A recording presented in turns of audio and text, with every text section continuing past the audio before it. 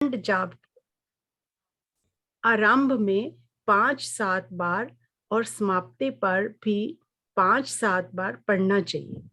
यदि परम विश्वास, निरपेक्ष सत्य तथा परम शुचिता रूप साधन संपन्न एक व्यक्ति अथवा अनेक व्यक्ति मिलकर ऊपर कथित अखंड जाप करें तो उनके संकल्प का प्रवाह बहुत प्रबल होगा और उसका परिणाम भी अधिक उत्तम होगा। साधारण अखंड जापों में यदि एक भी साधन संपन्न व्यक्ति सम्मिलित हो तो भी जाप का फल बहुत अच्छा होना बहुत ही संभावित। Thank you. तो ये बात हम पिछले वीक भी हमने देखी थी। पहली बात यह है कि जब हम जप के लिए बैठते हैं, जिस स्थान पर बैठें, स्थान कोई भी हो, उस स्थान पर अपने इष्ट की अभिव्यक्ति, उसकी प्रेजेंस, उसकी विद्यमानता हमें समझनी चाहिए। जैसे मैंने पिछले सप्ताह कहा था कि जैसे हम स्कूल क्लास में बैठे हैं तो हमारे सामने जब टीचर विद्यमान होता है तो हमारा जो शरारतें करने का जो आइडिया वो कम हो जाता है या नहीं होता। हमारा जो मन जो है वो उसको हम अपने आप को एकाग्रचित करने की चेष्टा करते हैं और करते हैं। तो यही बात यहाँ पे भी है। हमारे सामने अगर हमारे इष्ट देव प्रतिष्ठित हैं तो उनके सम्मान में भी हमें जो कुछ हमारा उस समय कर्तव्य है वो हमें करना चाहिए। तो इसलिए आदर भाव के साथ स्थान पर बैठकर गंभीर भाव से हमें जो है वो जप करना चाहिए। और जप जो है इसको अखंड जो है, अखंड का भाव यहाँ पे है कि एक तो उसके अंदर हम एक जो टाइम लिमिट जो है वो फिक्स कर लें, या ये है कि हमने 2 घंटे के लिए करना है, निरंतर 2 घंटे के लिए करेंगे, 4 घंटे के लिए करेंगे, 1 दिन के लिए करेंगे, 2 पहर के लिए करेंगे, या जो भी है, जो भी सब नियत कर लें, उसको एक अखंड का भाव वो है। दूसरी तरफ अखंड का भाव ये लिया जाता है कि हम नंबर फिक्स कर लें। हमने 1 लाख बार या 1000 बार या 10,000 बार नाम जो है वो जपना है, तो वो भी जो है वो भी अखंड के अंतर्गत ही आता है। तो तीसरी बात जो है वो निष्काम की हम बात कर रहे हैं। निष्काम करने का भाव यह कि उसके लिए परहित की प्रार्थना है, अपने कल्याण की प्रार्थना है, वो सब के सब निष्काम में आ जाते। चाहे अगर अपने हित की प्रार्थना है, उसमें अगर सांसारिक वस्तुओं का हमें कोई लेन देन नहीं है, अगर हमारी प्रार्थना के अंदर सांसारिक वस्तुओं का कोई लेन देन नहीं है, उसके लिए ये प्रार्थना नहीं की जाए, तो उसको हम निष्काम में ही उसको हम काउंट करते हैं। तो उसके अंदर 3-4 कंडीशन जो हैं वो हमें, ये मैं इसलिए दोबारा आपके सामने रख रहा हूँ ताकि हम जब भी अखंड जाप करें तो हमें इन बातों का जो है एहसास हो कि हमें ये बातें अपने ध्यान में रखनी है। क्योंकि अगर हम जप किसी के लिए करते हैं तो उसको जप का लाभ तो होना चाहिए। अगर हम उसको नियमित रूप से नहीं करते, हमारी प्री कंडीशन को पूरा नहीं करते, तो उसका लाभ नहीं होगा। तो एक उसके अंदर प्री कंडीशन जो और हैं वो है, एक तो परम विश्वास हो, और फिर भीतर निरपेक्ष सत्य हो, और अंतःकरण पूर्ण रूप से पवित्र हो। तो जिस व्यक्ति के ये 3 गुण हैं उसे हम कहते हैं साधन संपन्न व्यक्ति। और ऐसे ही और साधन संपन्न व्यक्ति आपके साथ मिलकर अखंड जाप जो कर सकते हैं, अगर करें तो सबका जो कम्युनिटिव संकल्प है, जो रिजॉल्व है, जिसके लिए आपने जप रखा है, उसका बहुत प्रबल प्रभाव होता है, उसका परिणाम जो है बहुत अच्छा निकलता है। तो ये बातें हमें, किसी के लिए भी हम जप करें, अपने भाई बंधुओं के लिए करें, समाज के लिए करें, देश के लिए करें, अगर ये बातों का हमें ध्यान रखना हमारे लिए बहुत ही आवश्यक है। तो मैंने सोचा कि जब we can take a little bit more time and do it again, so fine। हाँ जी, अब अगला कमलेश आंटी। हाँ जी। सर्वोत्तम प्रार्थना। नाम जाप सर्वोत्तम प्रार्थना है। नाम जपना परमेश्वर को आह्वान करना कहा गया है। इससे अपने परमेष्ठ देव की सन्निधि स्वयं प्राप्त हो जाती है और अभीष्ट प्राप्ति भी। साधन युक्त व्यक्ति निष्काम प्रार्थना करता हुआ अपने इष्ट देवाधिदेव का नाम देव रूप ही समझकर स्मरण, ऐसी भावना से जप करते हुए उसमें लीनता सुलभ और शीघ्र हो जाती है। उस अवस्था में पथ प्रदर्शन आप ही आप होने लग जाता है। संत शैली में नाम का आराधन एक रहस्यवाद है। इसका ऊपर का स्वरूप तो नाम को रटना ही है, परंतु इसके अंदर योग का संपूर्ण रूप बीज में वृक्ष की भांति निहित है। ये सार धर्म सर्वत्र जब पाठ करने वालों में प्रकट होना एक कठिन कार्य है। इस रहस्यवाद के मार्ग में नाम आराधन सबसे श्रेष्ठ कहा गया। रहस्य पथ के पथिक जन पुरुषोत्तम के परम पावन नाम को महाशक्ति का कोश तथा केंद्र मानते आए हैं। इस शैली में साधक को नाम देना साधन संपन्न की दृष्टि में उसके आत्म भाव को जागृत करना है, उसको उसकी प्रसुप्त शक्ति को जगा देना है और उसकी अविद्या की ग्रंथि को भेदन कर देना है तथा उस पर पड़े उसकी चेतना को चैतन्य बनाना है। ये रहस्य पथ परम विश्वास का पथ है तथा परम प्रभु की कृपा का मार्ग। आई थिंक मुझे अब थोड़ा बुढ़ापे में आदमी की स्मरण शक्ति भी जाती रहती है। मेरा ख्याल है पिछली बारी भी ये जो है विषय हमने पढ़ लिया था, पर फिर भी तो जो भी व्यक्ति निष्काम प्रार्थना करता है उससे कई बातों को स्मरण रखना चाहिए। पहली बात तो यह कि उनके इष्ट देवादिदेव प्रभु, हमारे लिए प्रभु राम, उनको हम स्मरण करते हैं। तो अगर हम इस बात को ध्यान में रखें और हम में जो साधन युक्त व्यक्ति है ये ध्यान में रखकर प्रार्थना करता है, तो ऐसी भावना से जब वो जप करता है तो उसमें लीनता means total absorption in the name of the lord वो सुलभ हो जाती है, आसानी से आज प्राप्त हो जाती है और उसमें समय भी नहीं लगता। और साथ ही साथ उसको उसके धाम से पथ प्रदर्शन भी मिलता रहता है। तो दूसरी बात यहाँ उन्होंने कही है रहस्यवाद। रहस्यवाद क्या है? ईश्वर जो है उसको परम तत्व मानकर उसके आश्रित होना, और साथ ही साथ हम उसको ये भी कहते हैं कि आत्म परमात्म तत्व के संबंध में जो बातें हैं उनको हमें ध्यान में रखना या उनको समझना, उनका ज्ञान प्राप्त करना, दैट्स कॉल्ड रहस्यवाद। तो रहस्यवाद के जो मार्ग में हम कहते हैं राम जो नाम आराधन है वो कठिन है लेकिन सर्वश्रेष्ठ वो है।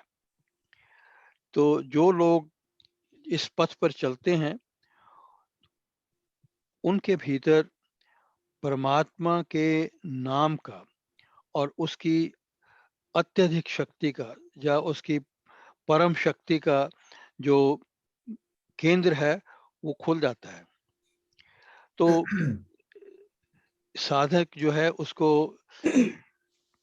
साधन संपन्न होना उसके लिए अति आवश्यक है। साधन संपन्न की बात जब हमने की तो उसके हमने अखंड जाप में 3 बातों की बात की थी, परम विश्वास, निरपेक्ष सत्य और परम शुचिता। तो ये बातें उसके अंदर होनी चाहिए। इस बातों को हम अगर हमारे भीतर ये बातें नहीं हैं तो हम अपने भीतर इनको इनकलकेट करने की चेष्टा करें, अपने भीतर बढ़ाने की चेष्टा करें। और दूसरी बात उन्होंने की है कि इससे अविद्या की ग्रंथि का भेदन होता है। अविद्या की ग्रंथि क्या है? देहाध्यास जिसे हम कहते हैं। हम आत्मा नहीं, अपने आप को देह मानते हैं या देह को ही आत्मा मानते हैं। दैट्स कॉल्ड द अविद्या। और इसकी जो हमारे भीतर गांठ पड़ी हुई है वो खुल जाती है, और ये खुलती है रहस्यवाद से, परमात्मा और आत्मा के विषय में ज्ञान प्राप्त करने के उपरांत। ग्रंथि और हाँ जी, ग्रंथि अविद्या टूटे भारी राम टूटे लीला भरे के खिले। खिले फुलवारी। या तो उसके लिए राम नाम जो है वो हमारी सुषुप्त आत्म शक्ति जो है, जो मूलाधार में सोई हुई है, उसको जागृत करता है और ऊर्ध्वगामी करके दशम द्वार की ओर ले जाता है, और दशम द्वार से प्रभु कृपा का अवतरण होता है। ये जो है सारे का सारा जो कार्य है, इसके लिए गुरु कृपा या संत कृपा का होना बहुत ही आवश्यक है। इसको हम अमृतवाणी में जो है राम कृपा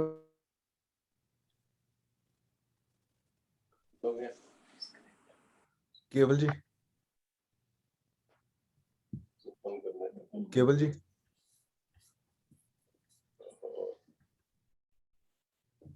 केवल जी आपकी आवाज नहीं आ रही है।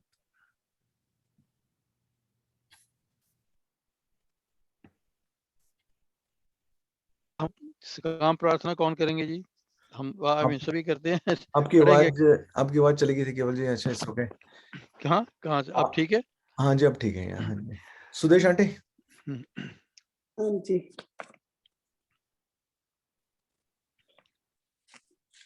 काम प्रार्थना। जो जन अपने और अपने बंधुओं के लिए इस लोक का सुख स्वास्थ्य दृष्टि में रखकर प्रार्थना करे, उनमें भी परमेश्वर का पूर्ण विश्वास होना अत्यावश्यक है। वे प्रार्थना के दिनों में जितना अधिक संयम रख सके, जितना अधिक सत्य आदि व्रतों का पालन कर पाए, उतना ही अधिक अच्छा है। जिस व्यक्ति के सुख स्वास्थ्य के लिए अथवा सफलता के लिए कोई सकाम कर्मी प्रार्थना अथवा जप करे, वह बड़े निश्चय के साथ तत्परता से करे। यदि किसी रोगी को कोई औषधि भी दी जा रही हो, तो उस औषधि का बल अधिक बढ़ जाएगा और रोगी को अधिक शीघ्र लाभ होगा। सकाम प्रार्थना करने वाले सुजन जितना पाठ करना नियत कर दे, उतना उस पाठ को दत्तचित्त हो करके करना उचित है। वे ये दृढ़ निश्चय रखें कि उनका जो कार्य है वो किसी को हानि पहुंचाने वाला नहीं, राग द्वेष का नहीं, केवल एक जन के सुख स्वास्थ्य के लिए है। वो अवश्य हो जाएगा। जिस स्वजन के सुख स्वार्थ के लिए वे प्रार्थना कर रहे हैं, उसको अवश्य लाभ होगा। ये विधि अधिक लाभकारी कही गई है कि जिस व्यक्ति के लिए जब पाठ किया जाए, जिस समय किया जाए, उस समय वो व्यक्ति भी जितना उससे जाप करे। मंत्र जाप रूप औषधि मानस और कायक दोनों प्रकार के दोषों को दूर कर देती है। इसमें जीवन जड़ को, प्राण तत्व को अच्छा बना देने का सामर्थ्य है। किसी मनुष्य के भोक्तव्य कर्म प्रबलता भी हो तो भी जब प्रार्थना से वेदना की अल्पता और मानस शक्ति शांति का अनुभव उसको अवश्य ही होगा। सब धर्मों की आधारशिला भगवत भक्ति है। अध्यात्म ज्ञान का भव्य भवन तथा सद्धर्म का विशाल प्रसाद Sorry, it's not prasad, the word is prasad. Prasad, yeah. अध्यात्म ज्ञान का भव्य भवन तथा सद्धर्म का विशाल प्रसाद प्रार्थना की अभेद्य भित्ति पर ही खड़ा हो रहा है। ये प्रार्थना रूप सत्कर्म, सदाचार और श्रेष्ठता जीवन का मूल्य ही जानना चाहिए। Yeah. Yes. Yes. Sudesh aunty एक बार 2 बार वृद्धि आस्तिक बोल दो इसके बाद, बस क्योंकि ये खत्म हो गया, तो 2 बार वृद्धि आस्तिक बोल दो, वृद्धि आस्तिक भाव की। ओ विधि आस्तिक भाव की शुभ मंगल संचार, अभ्युदय सद्धर्म का राम नाम विस्तार। वृद्धि आस्तिक भाव की शुभ मंगल संचार, अभ्युदय सद्धर्म का राम नाम विस्तार। जय श्री राम। जय श्री राम। बहुत सी बातें तो यहाँ बिल्कुल सिंपल हैं। हमने जैसे बिट ऑफ रेपिटेशन कि हम किसी के लिए इस काम प्रार्थना करते हैं तो उसके लिए हमें दत्तचित्त होकर बैठना चाहिए। जितने समय तक का पाठ निर्धारित किया गया है उस नियत समय में हम अलर्ट होकर चैतन्य होकर बैठें और ये दृढ़ निश्चय रखें कि उनका जो कार्य है, जो उन्होंने कार्य अपने ऊपर लिया है, जिनके किसी के रोग के निवारण का कार्य लिया है, वो किसी व्यक्ति को भी, किसी व्यक्ति विशेष को भी हानि पहुंचाने के लिए नहीं, ना किसी के साथ राग द्वेष से उसका संबंध है, सिर्फ जन के सुख स्वास्थ्य के लिए ही है। तो ये बात हमें हर बार, ये तो जब भी हम प्रार्थना करते हैं, प्रार्थना में ये बात सबसे पहले हमें याद रखनी चाहिए कि हमें कौन कौन से प्रार्थना के प्रकार जो हैं वो वर्जित हैं, उसकी बात हम अभी करते हैं। तो जिसके सुख स्वास्थ्य के लिए प्रार्थना कर रहे हैं तब उसको, उस स्वजन को लाभ होगा। तो ये जो विधि है सकाम प्रार्थना की, इसको बहुत ही लाभकारिणी कही गई है, कहा गया है कि ये जिसके लिए जप या पाठ किया जाए उस समय अगर वो व्यक्ति भी अपने स्थान पर उपस्थित है और जितना उससे हो सके वो भी उस कार्य में भाग ले, यानी कि वो भी अपने लिए जप में जो उसके मित्र संबंधी या भाई बंधु कर रहे हैं उसमें वो भी भाग ले, तो उसका जो प्रभाव है वो बढ़ जाता है। तो ये जो मंत्र जाप रूप औषधि, तो ये 4 जो शब्द हैं इकट्ठे हैं, इनको हम समास कहते हैं। मंत्र जाप रूप औषधि जो है वो हमारे मन के और हमारे काया के दोषों को दूर करते हैं।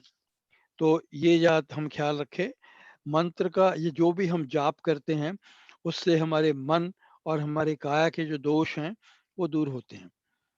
और इसकी बात हम एक्चुअली कई बार पहले भी कर चुके हैं कि जो जप है वो हमारे मन की शुद्धि करता है, मन को एकाग्र करता है और उसके उपरांत हमें प्रभु मिलन का अवसर प्रदान करता है। तो इस जाप में या इस जो प्रार्थना जो हम कर रहे हैं उसमें जीवन जड़ को, प्राण तत्व को अच्छा बना देने का सामर्थ्य है। जीवन जड़ मीन जीवन का आधार, जहाँ से हमारा जीवन प्रारंभ हुआ है, हमारा ये प्राण जो है उन सबको अच्छा बना देने की शक्ति है उसमें। किसी मनुष्य के भोक्तव्य कर्म मीन वो कर्म जो के कर्म फलों में परिवर्तित हो गए हैं, जो उसके भोगने योग्य हैं या कर्म फल हैं, उसको कहते हैं भोक्तव्य कर्म। अगर वो बहुत ही प्रबल भी हों फिर भी मन को प्रार्थना से इतनी शक्ति मिलती है कि उन जो कर्म फल हैं उनके भोगने के लिए हम में सामर्थ्य आ जाता है और वो जो कर्म फल हैं वो बहुत ही अल्प लगते हैं, बहुत ही छोटे लगते हैं या बहुत ही निर्बल लगते हैं। मतलब हमारे भीतर उनको भोगने की शक्ति इतना सामर्थ्य आ जाता है कि हमें वो जो हमारे कर्म फल हैं वो भी कांटों की तरह लगते हैं। तो फिर वो स्वामी जी कहते हैं कि सब धर्मों की आधारशिला, फाउंडेशन स्टोन जो है भगवत भक्ति जो है सब धर्मों की आधारशिला है। अध्यात्म ज्ञान का भव्य भवन और सद्धर्म का विशाल प्रासाद, प्रासाद कहते हैं मंदिर को, सद्धर्म का विशाल मंदिर के लिए, this is just beautiful flowery language actually. अध्यात्म ज्ञान का सुंदर भवन और सच्चे धर्म का जो विशाल मंदिर, प्रार्थना का अभेद्य, अभेद्य मीन्स अटूट, भित्ति, भित्ति कहते हैं नींव को। is a तो दीवार, हाँ जी, भित्ति दीवार, भित्ति नींव, भित्ति, नींव भित्ति नींव हाँ को जी, कहते हैं। एनीवे इट्स फाइन, दीवार भी ठीक है, वैसे the words I know is it says the नींव। नींव पर जो बिल्डिंग खड़ी होगी वो दीवार पर नहीं खड़ी होगी, वो तो नींव पर ही खड़ी होगी। तो भित्ति पर ही खड़ा हो सकता है। विशाल प्रसाद मंदिर जो है, बड़ा भव्य भवन और सद्धर्म का मंदिर, वो एक अटूट या सॉलिड जो है नींव पर ही खड़ा हो सकता है, नींव पर ही खड़ा हो सकता है। तो प्रार्थना रूप सत्कर्म, सदाचार और श्रेष्ठ जीवन का मूल ही जानना चाहिए। तो ये प्रार्थना रूप जो सत्कर्म है, क्योंकि ये जो हम प्रार्थना करते हैं लेकिन वास्तव में ये सब सत्कर्म है, सदाचार है, और इसको श्रेष्ठ जीवन की आधार या जड़ उसको समझना चाहिए। दोबारा से बताना केवल जी, अभेद्य भित्ति का जरा। देखो जी, अभेद्य कहते हैं अविभाज्य, जिसको जिसमें छिद्र ना हो सके, जिसका अटूट, भेदन ना हो सके, भेदना पक्का भैया, भेदन ना हो सके, अटूट है, अविभाज्य है, अभंग है, उसको कहते हैं अभेद्य। भित्ति कहते हैं नींव को। और उसके बाद ये जो अध्यात्म ज्ञान, उसका सुंदर भवन और शुद्ध या पवित्र धर्म का विशाल मंदिर, प्रार्थना की जो अटूट अभेद्य जो नींव है, उस पर ही खड़ा हो सकता है। तो ये प्रार्थना रूप जो सत्कर्म, सदाचार और श्रेष्ठ जीवन का मूल ही जानना चाहिए। तो ये जो है, इसको हम हमारे जो ये सत्कर्म और सदाचार और अच्छे जीवन का मूल, मूल मीन जड़ है। ये जो कुछ भी हमने कही है, तो वो सब के सर्व कर्मों का आधारशिला भगवत भक्ति है, वो जो है, और उसका संबंध प्रार्थना से है। और ये जो प्रार्थना जो है, या इसको किसी ढंग से भी आप लें, सत्कर्म, सदाचार और श्रेष्ठ जीवन है, उसकी इसको हमें जड़ समझना चाहिए। तो ये थोड़ा कंफ्यूजिंग है, पर इसको यू हैव टू छोटा छोटा ब्रेक दे के आप इसको यू कैन डू इट। अच्छा, अब हमने इतना फैलाव कर लिया है इसका, सारे के सारे चारों तरफ इतने हमने 20-22 इसके अंश हैं जिनकी चर्चा स्वामी जी ने की है यहाँ पे। जो वो let me look at the number here जो उन्होंने हमारे लिए रखे हैं। और एनीवे इसमें स्वामी जी ने इसके अंदर 24 एक पहला प्राक्षण को छोड़कर 24 अंश हैं जिनकी उन्होंने यहाँ पे चर्चा की है। तो ये जो इसको हम थोड़ा सा रिकैप करें, तो so that we can sum up and we can अपने पल्लू में इसको हम समेट सकें। ऐसा ना हो कि हम इतना बिखर जाएं कि हमें पता ना लगे कि हमने क्या पढ़ा, क्या छोड़ा, क्या करना था, क्या नहीं करना था। इसलिए वी ऑलवेज ट्राई टू उसको हम समेट कर अपने भीतर गठड़ी में संभाल के रखने की चेष्टा करें। तो ये जो पुस्तक है, छोटी सी पुस्तक, लघु पुस्तक कह लीजिए, ये हमारे लिए ये प्रार्थना का पथ प्रदर्शन करती है। और ये हमारे लिए श्री स्वामी सत्यानंद जी महाराज ने जो है अवतरित ये भी है, और उसको हमने हमारे सामने प्रस्तुत किया है। इसके लाभ क्या है हमारे लिए? शारीरिक और मानसिक दोनों प्रकार के दोषों को दूर करने के लिए ये एक प्रकार के आध्यात्मिक चिकित्सा है। इससे way of spiritual healing sorry. तो क्या होता है कि जो मनुष्य का जो अंतःकरण है, उसके सूक्ष्म स्तर में जो दोष छुपे हैं, उनको दूर करने के लिए ये एक बहुत अच्छा माध्यम है या एक अचूक औषधि है। तो इसमें जितने भी साधनों का वर्णन किया गया है, मनन करने से, उनका पालन करने से, तो अपना सभी का उसमें कल्याण होगा। और अगर हम दुखी व्यक्तियों के लिए करते हैं, प्रार्थना करते हैं, तो उनको भी सुख, शांति, आरोग्य इत्यादि का लाभ जो है वो होगा। इसको ध्यान रखिए। हाँ जी, अच्छा। तो प्रार्थना क्या है कि प्रार्थना एक हमारी एक कामना है, जो लाभ हम चाहते हैं उसके लिए एक विशेष भावना से और दृढ़ निश्चय से याचना करना। To request, seek, ask for something politely with feeling of reverence, utter submission and humility. तो ये जो है वेदों के अंदर one of the most frequently said prayers उनमें हैं, ये वेदों के अंदर दी गई हैं। और इसके अंदर क्या क्या मांग की गई है? सबके लिए शांति, विशेषकर ये, और उसके साथ साथ जो पाठ करने वाला जो है, प्रार्थना करने वाला है, उसके लिए mind, body and environment and peace in the world. तो सर्वे संतु निरामय, सर्वे भवंतु सुखिनः। और जो प्रार्थना हम हर सैटरडे और संडे को कार्यक्रम से पहले करते हैं, that's also, it has the same veracity, it has the same efficacy. तो अब जो हमने कार्य अपने अपने ऊपर लिया है, यानी कि प्रार्थना का जो कार्य लिया है, उसके लिए तीव्र भावना का होना और बहुत ही प्रबल इच्छा का होना अनिवार्य है। इच्छा इतनी प्रबल हो जैसे कि एक व्यक्ति जिसका सांस घुट रहा हो, उसको जीने के लिए सांस की आवश्यकता होती है। तो प्रार्थना करने वाले के लिए हमें 3-4 बातों का जो हमें ध्यान रखना है। पहले बात है, उसके जीवन जो है उसके मूल्य ऊंचे हो, निर्मल मन हो, श्रद्धा उसके भीतर हो, और ईश्वर के प्रति और अपने कर्म के प्रति, प्रार्थना के प्रति दृढ़ विश्वास हो। भाव यह कि आचार विचार उसका अच्छा हो। भावना जितनी प्रबल होगी, श्रद्धा और दृढ़ विश्वास जितना प्रबल होगा, लाभ भी उसी अनुपात से होगा।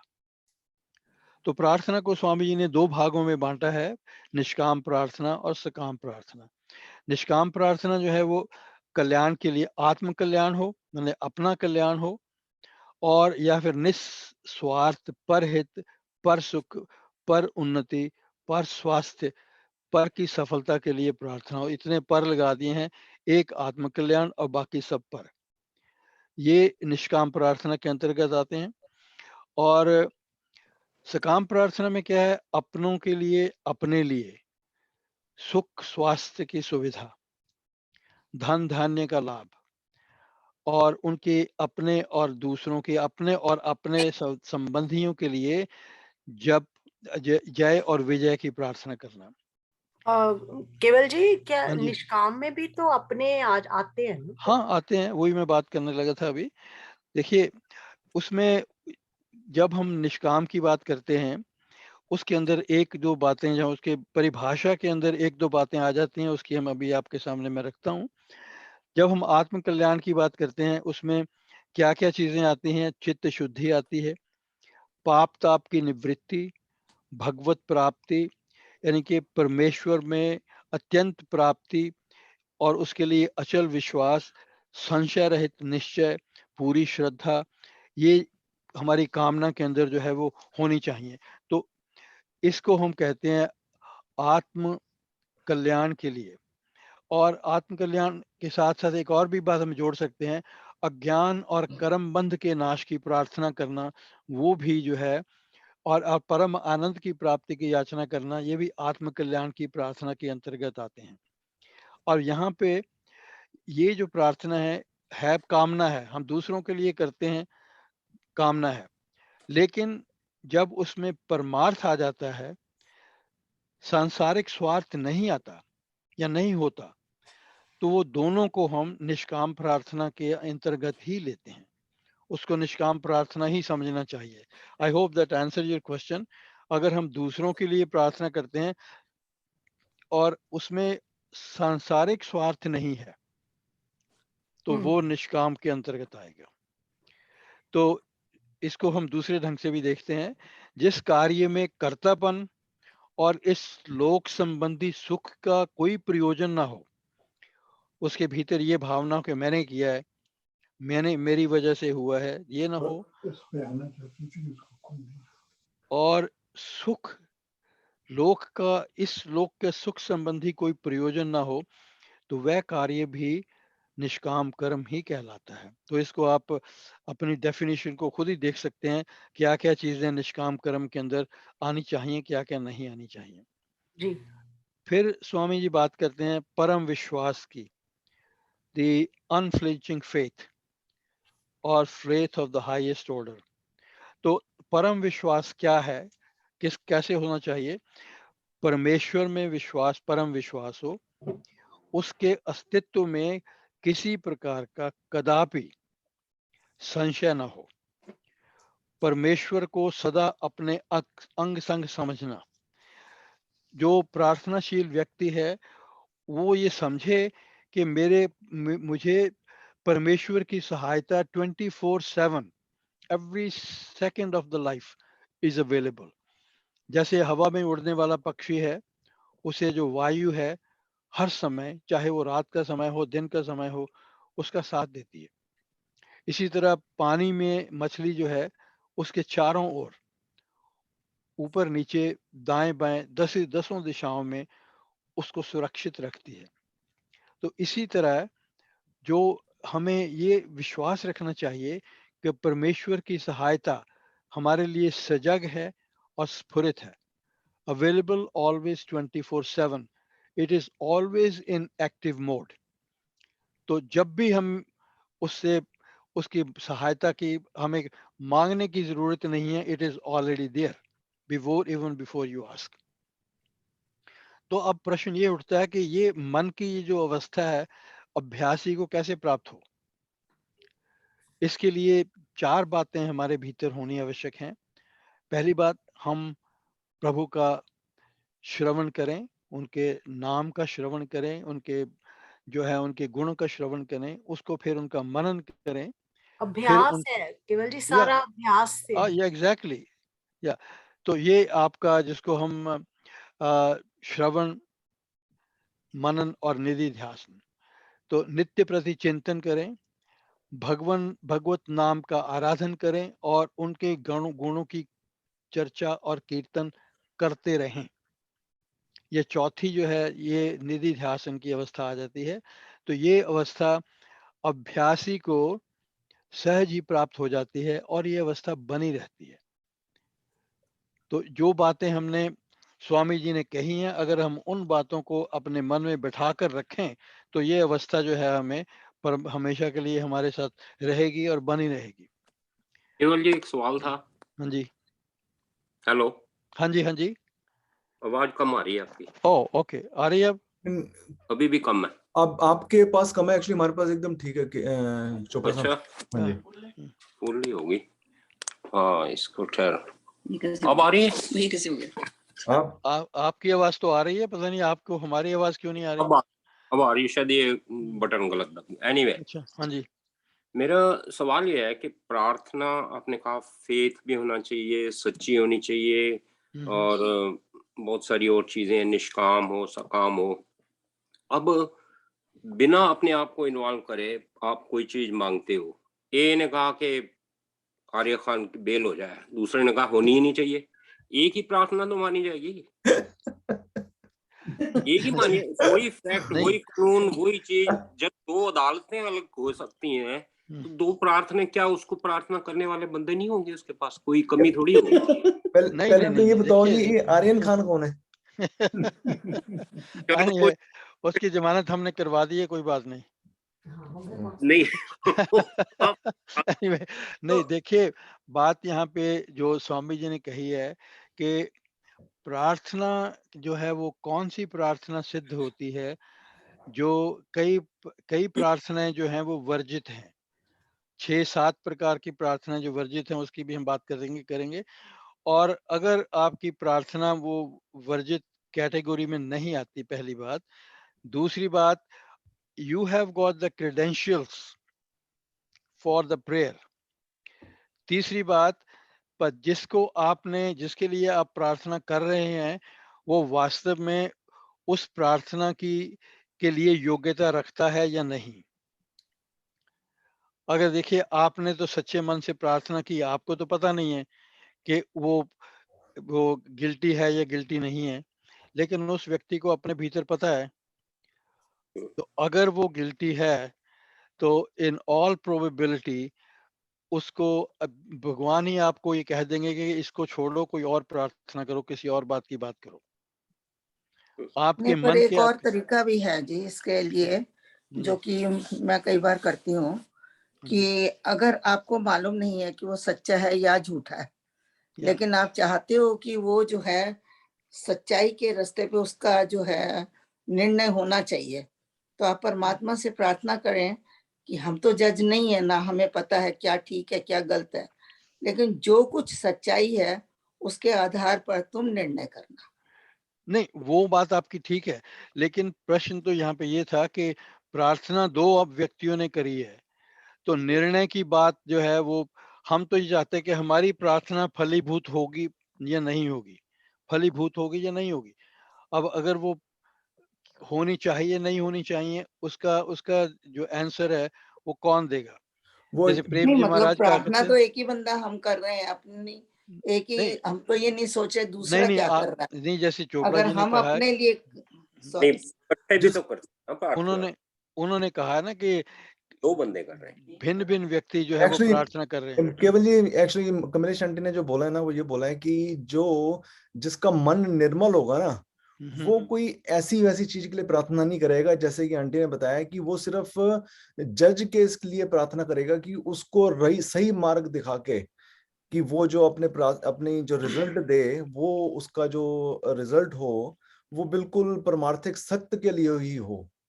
तो उसके लिए प्रार्थना की जा रही है बेसिकली। नहीं तो वो वो एक ठीक है, निर्मल मन वाला बंदा जो है वो प्रार्थना नहीं करेगा कि इसको ठीक कर दो जी, या उसको उसको जेल से निकलवा दो जी। तो वो कहेगा कि जो सच है वो ही हो उसके साथ। अगर उसको इसका ये कर्म फल मिल रहा है या उसको नहीं कुछ वो हाँ, कर्म फल जो मिल रहा है वो तो उसको, जो व्यक्ति को मिलेगा ही मिलेगा। देखिए अब यहाँ पे अब हम बात कर रहे हैं, we are talking about two different things. हम बात कर रहे हैं एक व्यक्ति एक स्थान पर है, बेड पे पड़ा हुआ है या जेल में है, उसके लिए हम लोग प्रार्थना कर रहे हैं, इतनी दूर बैठे हुए प्रार्थना कर रहे हैं, तो हमें इस बात से जो है we really don't know exactly what's going on, कि उसने ये काम किया है या नहीं किया। तो हम या तो हम इतने विशाल हृदय होकर ये प्रार्थना करें कि लेट द ट्रूथ प्रिवेल, एक तो ये तरीका है। और दूसरा तरीका है, अगर हम किसी के लिए प्रार्थना करें और हमें ना पता हो, तो आपका जो अंतःकरण है इतना शुद्ध है, उसके भीतर आपको उसका उत्तर जो है प्रभु स्वयं दे देंगे कि इस बात को छोड़ो, किसी और बात के लिए प्रार्थना करो, ये नहीं होगी।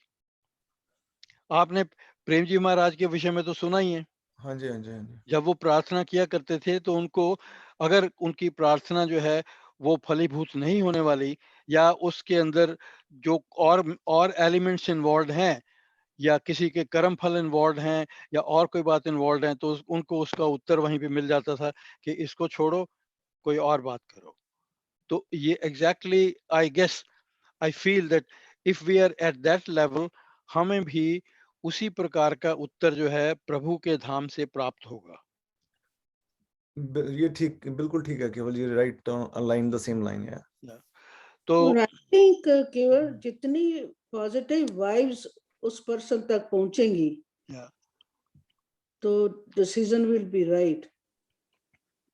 वो जो वाइब्स होंगी उसके भविष्य के लिए, आगामी जीवन के लिए उसको, उसका पथ प्रदर्शन करेंगी, उसको सही रास्ते पर चलने की जो है वो सामर्थ्य प्रदान करेंगी। दैट्स राइट, या। तो अगर किसी व्यक्ति का जो व्यक्ति जो किसी के लिए प्रार्थना करता है, हम में से let's say 100 200 300 whatever number of people, तो वो प्रार्थना करते हैं, उनमें से किसी जन को परम विश्वास की प्राप्ति नहीं हुई, यानी कि उसको अभी तक पूर्ण रूप से ईश्वर के अस्तित्व में और प्रार्थना के एफिकेसी में अभी उसको विश्वास जो है प्राप्त नहीं हुआ, तो उस जन की जो तरंगे हैं, चाहे वो शुभ होंगी, लेकिन वो इतनी प्रबल नहीं होंगी और इतनी दूरगामी भी नहीं होगी।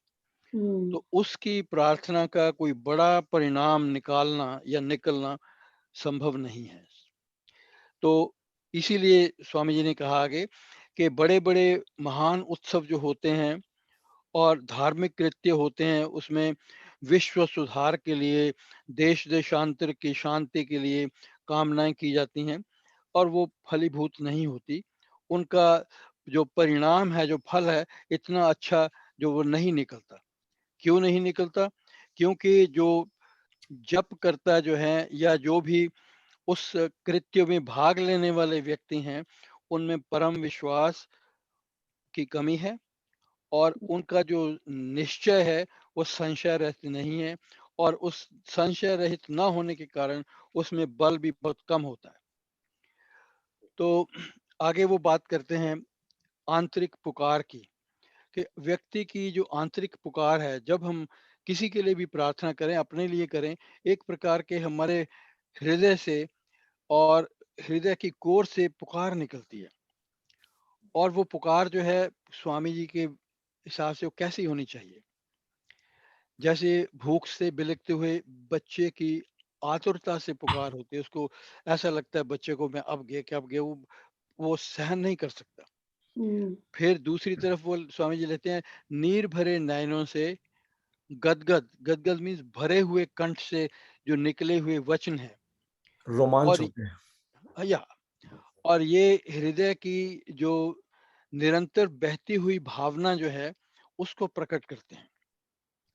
और वो जो बहती हुई भावना जो है वो इन तरंगों से ही जानी जाती है, यानी कि आंखों से निकलने वाले जल से, उसके हाव भाव से, भरे हुए कंठ से निकलने वाले वचनों से ही जानी जा सकती है। तो फिर वो कहते हैं कि जो पुकार करता है वह मन में धारे कि वह वही वहीं पे पुकार कर रहा है। कहाँ पे कर रहा है पुकार? वो जहाँ उनके परमेश्वर देवादिदेव प्रकाशमान हैं, विद्यमान हैं या प्रतिष्ठित हैं। मतलब वो ये ना कहे कि मैं पुकार कर रहा हूँ यहाँ और मेरे भगवान दिल्ली में बैठे हैं। नो, उसके मन में ये धारणा होनी चाहिए कि मेरी पुकार प्रभु के सामने, हम आमने सामने बैठे हैं और मैं पुकार उनके कानों तक या उनके तक पहुंचा रहा हूं। तो ये स्वामी जी कहते हैं कि जो भक्त जन हैं, ऋषि मुनि हैं, संत हैं, वो प्रभु को इसी प्रकार के दिव्य भावों से, विनम्रता से आवाहन करते आए हैं। और उनके जितने भी सत्कर्म हैं, यज्ञ हैं, पाठ हैं, पूजन है, वो इसीलिए फलीभूत होते रहे हैं और होते रहेंगे। तो फिर वो बात करते हैं आगे लीनता की। जो निष्काम प्रार्थना करने वाला है, जिस भी भाव को वो लक्ष्य बना लेता है और उस लक्ष्य को लेकर जप पाठ करता है, तो वह उस जप पाठ आदि में ही खो जाए। मतलब इतना उसमें खो जाए कि उसको अपनी बुद्ध शुद्ध बुद्ध ना रहे, उसको कहते हैं लीनता। यानी कि उसमें जय तू श्री और मैं राम। का भेद। सॉरी पानी में मीन प्यासी रे मोही। सॉरी केवल जी। ओके, इसमें इतनी लीनता का भाव ये हो जाता है जैसे जल में बताशा घुल जाता है, उसमें तू और मैं का भेद नहीं रहता। देश काल का, टाइम और स्पेस का कोई आभास नहीं रहता। सिर्फ एकाग्रता उसके अंदर बनी रहती है, वो उसके बीच में, उसके अंदर वही एकाग्रता कि मैं भी वही हो गया हूँ। तो ये एक प्रकार की, चाहे ये क्षणिक है, इसको ब्राह्मी स्थिति कहा गया है। स्वामी जी इसको ब्राह्मी स्थिति कहते हैं। और इसमें ये ब्राह्मी स्थिति का भाव ये है कि परम पुरुष हमारे प्रभु राम दयालु देवादिदेव के हम उस क्षण समीपतम हैं, बिल्कुल उनके साथ में बैठे हुए हैं, उनके साथ जुड़े हुए हैं। तो उस क्षण, वो जो क्षण है हमारे जीवन का बहुत ही उन्नत क्षण होता है।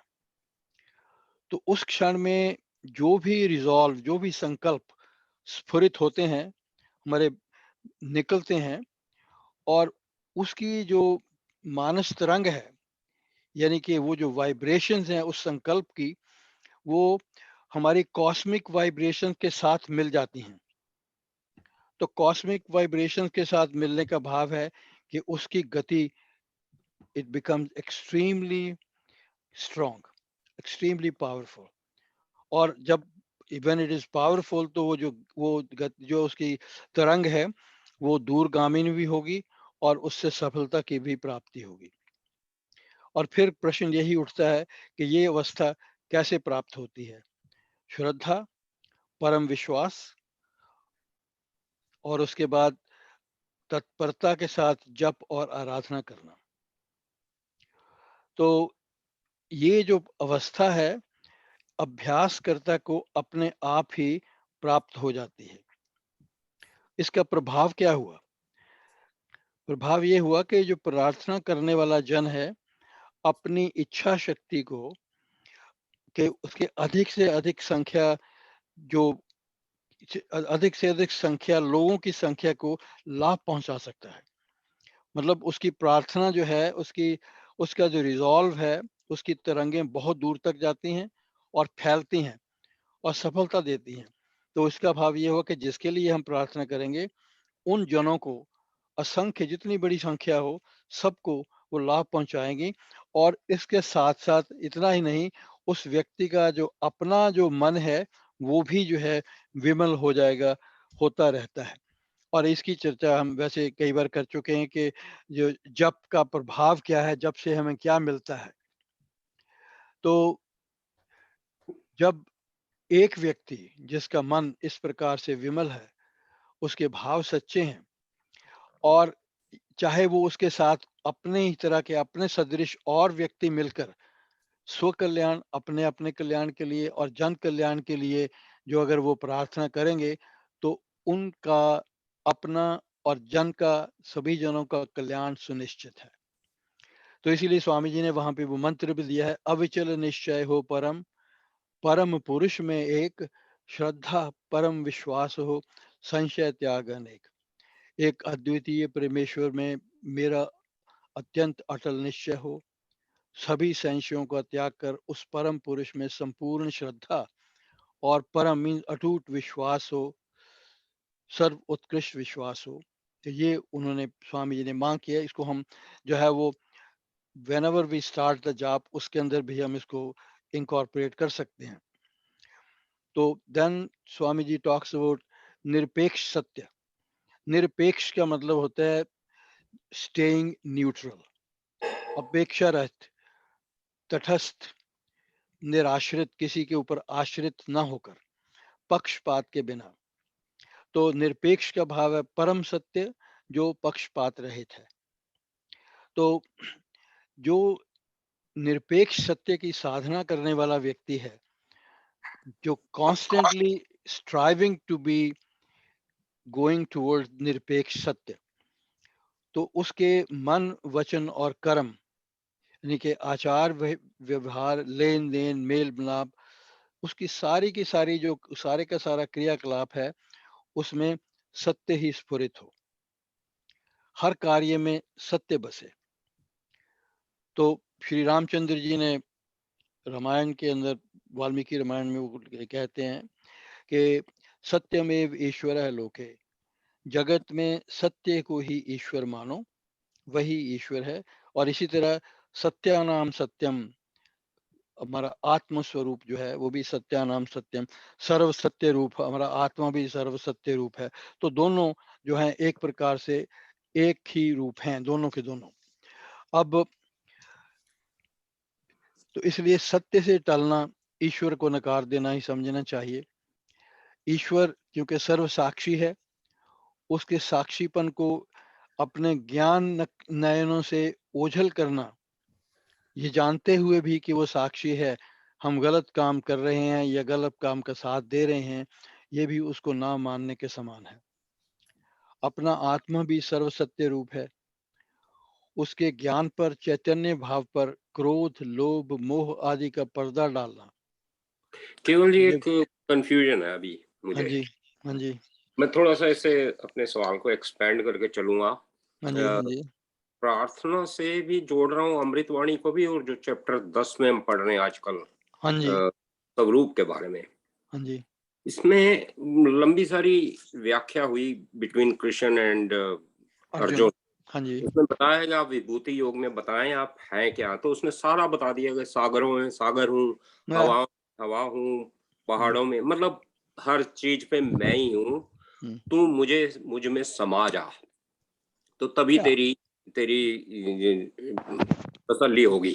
और उसने ये भी कहा कि वेद व्यास भी मैं ही हूँ, और या, अमृतवाणी की लाइन है कि लय उत्पत्ति पालना भी मैं ही हूँ। या, और उसके अलावा ये भी कहा गया कि भगवान जो है वो कृपा निधान भी है। सारी बातें ये करने के बाद मतलब ये हो गया कि जो फैसला मेरा होगा उसके ऊपर ना अपील दलील वकील कुछ नहीं है, जो मैं कह रहा हूँ दैट इज दैट। ठीक है, तो एक बंदा इसको फेथ भी माने, करे भी, जाप भी करे, सब कुछ करे, ये तो कहीं लिखा नहीं होगा कि उसको तकलीफ नहीं होगी। अब एक एग्जांपल ले लेते हैं, इमेजिनरी कर लें, एबीसी है कोई, उसके ऊपर चार्ज लग गया, ये भगत है बंदा, उसके ऊपर चार्ज लग गया, तूने बंदा मारा है, और अदालत ने कहा कि तुझे 20 साल की सजा है। मारा नहीं है, वो कह रहा है मेरे राम आप भी जानते हो और मैं भी जानता हूँ, सजा हुई, अपील करी तो एक्विट हो गया। तो स्टेट ने अपील करी, कहता है बिल्कुल गलत हुआ है, ये खाली 20 नहीं, इसको ताउम्र सजा होनी चाहिए, 25-30 साल विद नो पैरोल। अब वो बंदा बुढ़ा हो गया, 60 साल का हो गया, 70 का हो गया, और बाहर निकल आया उस जुर्म के लिए जो कभी नहीं करा, और पता लगा कि जिसको मारने का जुर्म लगा था वो तो जिंदा ही है अभी। अब वो वार्तालाप अगर भगवान से करे कि मुझे अदालतों उनके तो एक तरफ ही रख दो ना आप, सच्चे झूठे गवाहों पे, मुझे आप पे विश्वास था, सारा कुछ ठीक था, मेरी प्रार्थना भी थी, फिर भी मुझे सफर करना पड़ा उसके लिए जो मैंने करा ही नहीं, तो इसमें रिकॉन्साइल कैसे होगा? वो यही जब बंदे को कोई जवाब नहीं मिलता तो कहते हैं प्रारब्ध होगा, पुराने कर्मों का होगा, या नहीं, ये बात होगा नहीं, जब मतलब इसमें कुछ सत्य और तथ्य जरूर होता है।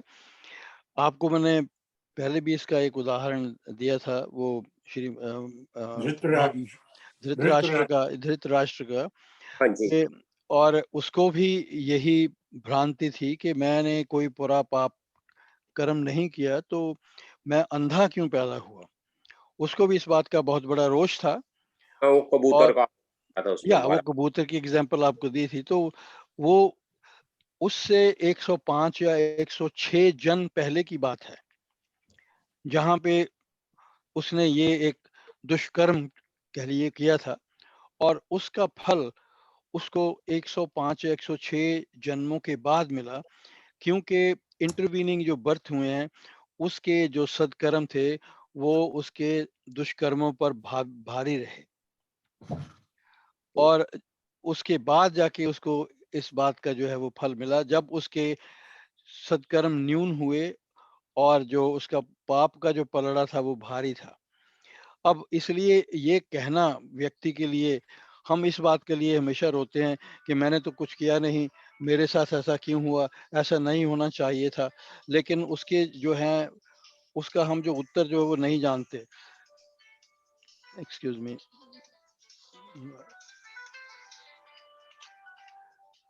I don't know, I'm sorry, I didn't have to have the phone here by mistake it got। तो वो बातें जो है वो बात फिर वो प्रारब्ध के ऊपर आके रुक जाती है।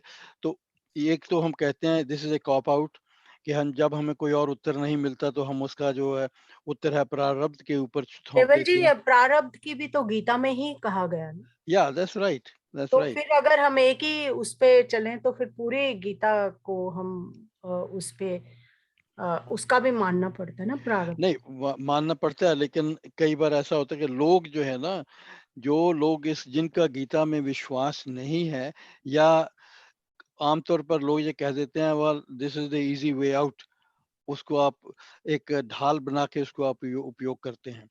लेकिन ये जो सर्कमस्टांसेस का ताना बाना ये है, ये बहुत ही गहरा है। इट इज ये एक कर्म की बात नहीं है। एक व्यक्ति एक जन्म में कई लोगों के साथ जुड़ा रहता है, उसके साथ लेन देन कर्मों के लेखा जोखा जो है बहुत से लोगों के साथ होता है। तो it is a very complex situation. तो उसका उत्तर अगर हम उसको कहेंगे, उसका सिंपलिस्टिक आंसर हम ढूंढें तो वो बहुत ही कठिन है। तभी तो कहा So, गया है कि कर्मन की गति न्यारी। yeah, that's right, exactly. या अभी केवल जी अभी रिसेंटली व्हाट्सएप पे किसी ने भेजा है कि वो बंगला साहब गुरुद्वारा है ना दिल्ली में, Yeah. तो वहां पर वो रोटियां बनाने वाली बड़ी बड़ी मशीनें आ गई हैं। अच्छा। तो the one Sardar ji he used to operate that machine and make roti seva Yeah. कितने सालों से, Yeah. और अभी उसी मशीन में आके फंस गया वो एंड डाइड। कई बार सोचते हैं कि ये उसकी कर्म गति क्या कैसी है प्रभु की, तुम नहीं जान सकते कि जिसने इतनी सेवा भाव से लाखों लोगों को बना बना के रोटियां खिलाई, वो Yeah, उसी that's right. मशीन में आके वो ही डाइड। अब हम अगर ये कहेंगे ये तो उसकी प्रारब्ध थी, तो लोग हमारे ऊपर हंसेंगे, और ये वो फिर ये कहेंगे ये प्रारब्ध की बात नहीं, ये उसकी असावधानी थी, तो उसने सावधानी से काम नहीं किया। लेकिन जो कुछ भी है इसका आई डोंट नो इसका आंसर किस तरह से निकले, लेकिन नहीं, हम तो इसको इसी बात पे छोड़ते हैं। हाँ जी, का जवाब ये आएगा कि ये जो हम कर रहे हैं ना, ये बुद्धि का विषय ही नहीं है, ये इसकी कैपेबिलिटी है। नहीं बिल्कुल। नहीं, वो तो वैसे भी जो आत्मज्ञान जो है वो हमारी मन और बुद्धि का विषय, प्रभु या परमात्मा हमारे और मन बुद्धि का विषय नहीं है। बुद्धि नहीं। के साथ तो विश्वास होगा ही नहीं ना हमारा। या, नहीं, या, बुद्धि के साथ कहाँ विश्वास है, तो विश्वास होना जरूरी है। उसके बाद में कोई बात, कोई क्वेश्चन रहता ही नहीं है विश्वास के बाद। उसको तो जानने की कोशिश भी नहीं करनी चाहिए, या, बस उसका नाम राम राम जपो बस। तो सत्य को टालना ईश्वर को नकार मकारामिनी देने के भक्ति। बराबर है, और ईश्वर साक्षी है, उसके साक्षीपन को नकारना, अपने ज्ञान के नयनों से जो हमारे शरीर के जो नयन है उनसे ओझल करना, उसके बाद अपने भीतर जो ज्ञान है उससे अलग करना, और जानते हुए हमारा आत्मा वो भी सत्य स्वरूप है, उसके चैतन्य भाव पर काम क्रोध लोभ मोह इत्यादि का पर्दा डाल देना, और ये भी जानबूझकर आत्मा को झुठलाने वाली बात है। और आत्म स्वरूप यानी कि आत्मज्ञान के विपरीत चलना जानबूझकर, उसको वो भी झुठलाने वाली बात है।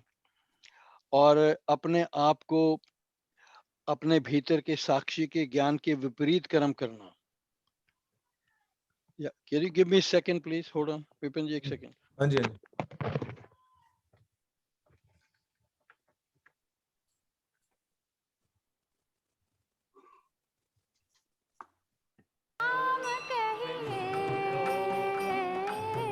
गोविंद कहिए मेरे, राम कहिए, गोविंद कहिए मेरे, राम कहिए, गोविंद कहिए, राम कहिए, गोविंद कहिए मेरे, राम कहिए,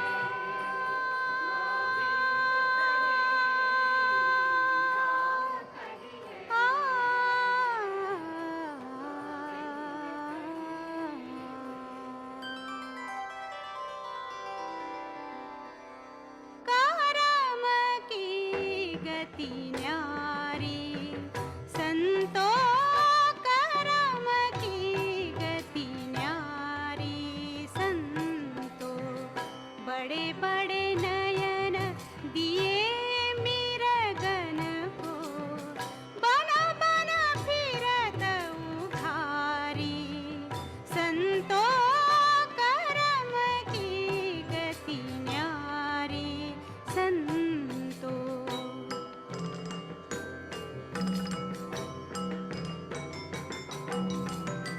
उज्ज्वल वरन दिनी पगलन को, उज्ज्वल वरन दिनी पगलन को,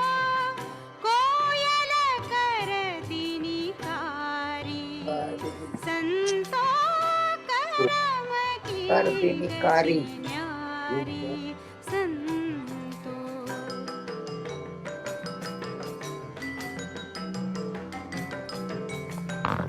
और नदीपन जल निरमल किनी, और नदीपन जल निरमल किनी, समुंदर कर दिनी खारी संतो करम की गति न्यारी संतो।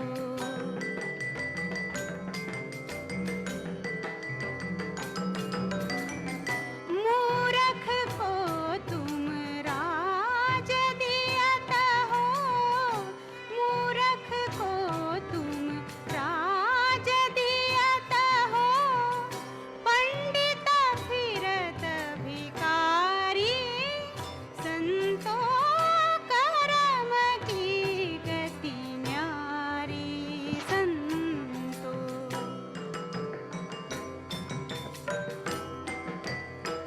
मीरा के प्रभु गिरधर नागुन, मीरा के प्रभु गिरधर नागुन, राजा जी तो कान बिचारी संतो करम की गति न्यारी संतो। बड़े बड़े नयन दिए मिरगन को, बन बन फिरत उघारी संतो करम की गति न्यारी संतो। हेलो, जी Keval ji. Thank you, sorry. Okay, तो ये हम बात कर रहे थे कि सत्य को जो हम टालना नहीं चाहिए, क्योंकि जो निष्काम प्रार्थना करने वाला है उसके लिए निरपेक्ष सत्य को धारण करना आवश्यक है। उसकी निष्ठा उसमें होनी चाहिए, और अगर वो निष्ठा है तो वो जो ऐसे सूक्ष्म लोक में उसे ले जाती है, इनके प्रभु के उस स्थान पर ले जाती है जहां से जो निश्रित जो वाइब्रेशंस हैं, जो निश्रित संकल्प हैं, वो दसों दिशों में संचार करते हैं और विस्तार करते हैं। और ये जो है सभी को इसका जो लाभ है, जिसके लिए भी हम प्रार्थना करते हैं, उसको इसका बहुत ही लाभ होता है।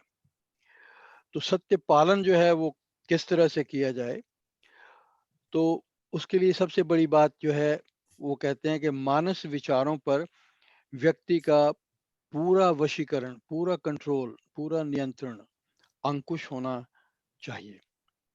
और जब तक ये अंकुश नहीं है तब तक मन में सत्य जो है नहीं बसता।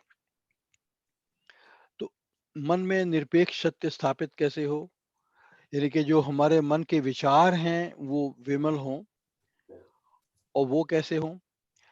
जब तक हमारे मन में, ये बात हम सब के लिए बहुत ही महत्वपूर्ण है जिस पर हम कभी ध्यान नहीं देते, जब तक हमारे मन में वैर विरोध है, राग द्वेष है, घृणा है, पक्षपात है, कलह कपट है, ये जो दुर्गुण जब तक बसे हुए हैं तब तक निरपेक्ष सत्य को मन में स्थान नहीं मिल सकता। फिर हम क्या करते हैं, निराधार छिद्रारोपण करते हैं, लोगों की त्रुटियां निकालते हैं, फिर तू मैं लग जाते हैं, खींचातानी करते हैं, धड़ेबंदी में आ जाते हैं, कई बार तो हाथापाई हो जाती है। तो ये सब जो बातें हैं सत्य के दीपक को बुझाने के कार्य हैं, सत्य को लोप करने वाली बातें हैं। घृणा तो मन को इतना मलिन कर देती है कि समझो माइंड गेट्स पुल्वराइज्ड। और इसका हमें इससे दूर रहने के लिए क्या करना चाहिए, पर दोष निरीक्षण करने की बजाय कि दूसरे के दोषों को हम निरीक्षण करें, हमें अपना आत्मनिरीक्षण, सेल्फ एनालिसिस और स्व आलोचना, सेल्फ क्रिटिसिज्म, ये करना चाहिए। जब हम इस बात को अपने ऊपर लेते हैं तो इससे व्यक्ति की दूसरे दोष देखने की जो वृत्ति है वो बंद हो जाती है, और फिर इसकी बजाय कि हम उसके दोषों के ऊपर दृष्टि दें, हम दूसरे के गुणों के ऊपर दृष्टि डालें और उसके गुणों की और उसके चरित्र की प्रशंसा करें, उसमें समय बिताएं। तो जब हम पर कर्मों की श्लाघा करते हैं तो उस समय हमारी जो मनोवृत्ति है उसके अंदर थोड़ा सा पॉजिटिव चेंज आती है। तो इसलिए सत्य स्थापना का जो सबसे पहला स्थान जो है वो व्यक्ति का मन है। ये हम सबको अच्छी तरह से वो समझ लेना चाहिए। तो जब मनुष्य के मन में निरपेक्ष सत्य बस गया तो उससे क्या प्राप्त होगा? पहली बात तो यह है उसका मनोबल बढ़ेगा, उसकी इच्छा शक्ति प्रबल होगी और उसके भीतर उसके आत्मबल का प्रकाश जो है वो होगा।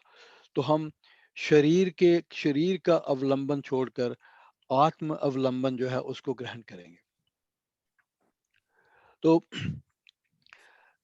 जो विचार मन में आते हैं उन वचनों का जो रूप था वही जो हमारे विचार हमारे भीतर स्फुरन होता है, हमारे मन में विचार उठते हैं और वो जो विचार है वो वचनों का रूप धारण कर लेते हैं। यानी कि स्वामी जी बड़े सुंदर शब्दों में लिखते हैं, विचार के धागे वचन रूप जो है वस्त्र का रूप धारण कर लेते हैं और वही वस्त्र जो हैं उनको हम कर्मों का रूप जो दे देते हैं। बहुत खूब।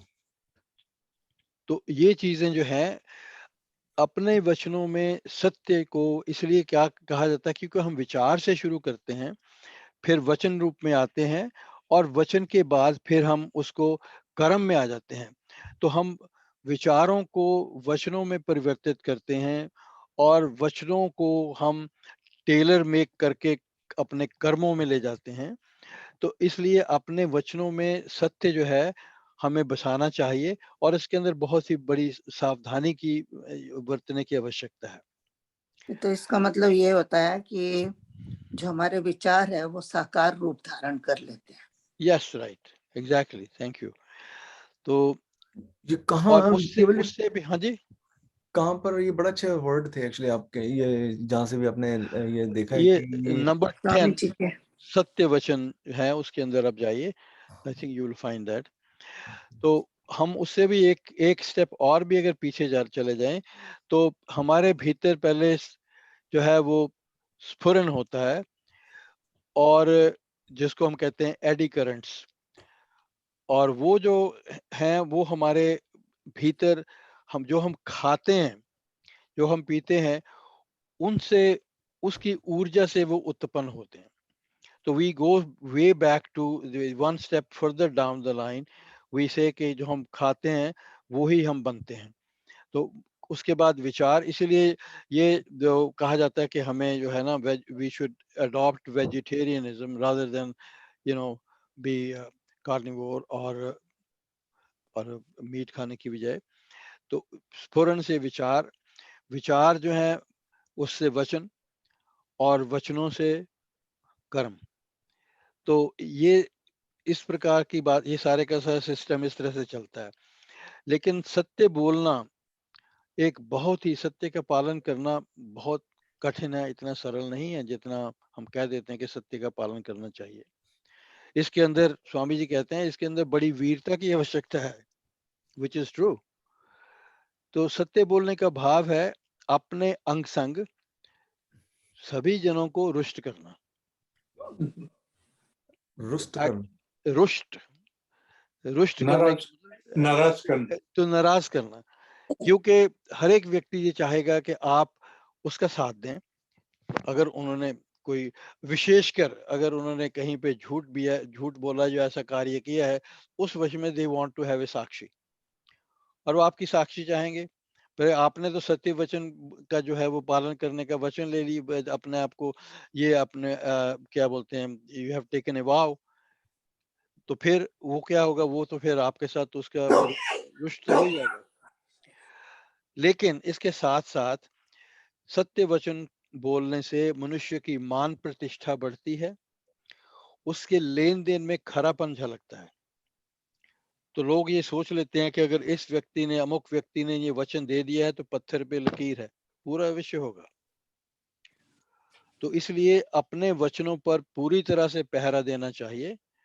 डोंट मेक फॉल्स फ्रिवलस जो है ना commitments that you can't keep. प्रतिज्ञापन में, वचन व्यवहार में व्यक्ति को पक्का रहना चाहिए।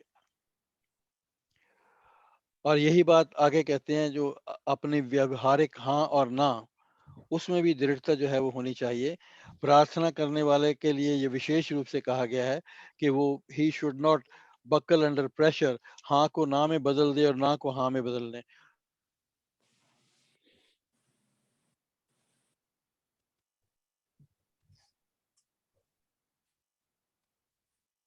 जो व्यक्ति निरपेक्ष सत्य की साधना को साध लेता है, यानी कि उसमें पूर्णता प्राप्त कर लेता है, it becomes accomplished in it, उसकी वाणी जो है उसमें महामोह अति आकर्षक प्रभाव प्रकट हो जाता है, उसका वचन बल बहुत बढ़ जाता है, उसको निज पर हित कल्याण की प्रार्थना अवश्य फलीभूत हुआ करती है। मतलब उसके वचन बल इतना बढ़ जाता है कि जो उसने कह दिया उसमें उसके फलीभूत होने के चांसेस बहुत अच्छे हैं। Obviously we have to see the other side as well कि किसके लिए प्रार्थना की जा रही है। तो ये एक बहुत ही ऊंची अवस्था है। इसमें इस अवस्था में क्या विशेषता है? इसमें जो व्यक्ति सोचता है, बोलता है, और ये अवस्था वो अवस्था है जिस अवस्था में साधक परावाणी का अवतरण होता है। पूर्ण और शुद्धतम निरपेक्ष सत्य की अवस्था है। तो सत्य की सिद्धि प्राप्त होने पर दो बातें होती हैं। एक तो परम पुरुष के धाम से पथ प्रदर्शन, दूसरा शुभ प्रेरणाओं का अवतरण। तो इसलिए आत्म कल्याण कामना करने वाले और परहितार्थी के लिए अत्यंत आवश्यक है कि वह अपनी वाणी को सत्य सेवन से सदा शुद्ध बनाए रखे। तो ये स्वामी जी ने हमें, मैंने इसलिए आपके लिए संक्षेप रूप में रखा था कि we can put it in a package and keep it with us, rather than उसमें से हम ढूंढते रहें कि ये स्वामी जी ने कहाँ कहा था, क्या कहा था, कैसे कहा था। बजाय इसके हमने इसको we put it in a small capsule, तो एनकैप्सुलेट कर दिया ताकि आपको ये आसानी हो इसके ऊपर इसको याद रखने के लिए। थैंक यू केवल। तो अब मेरा ख्याल है इसको हम यहाँ पे विराम दें। Thank thank you. यू।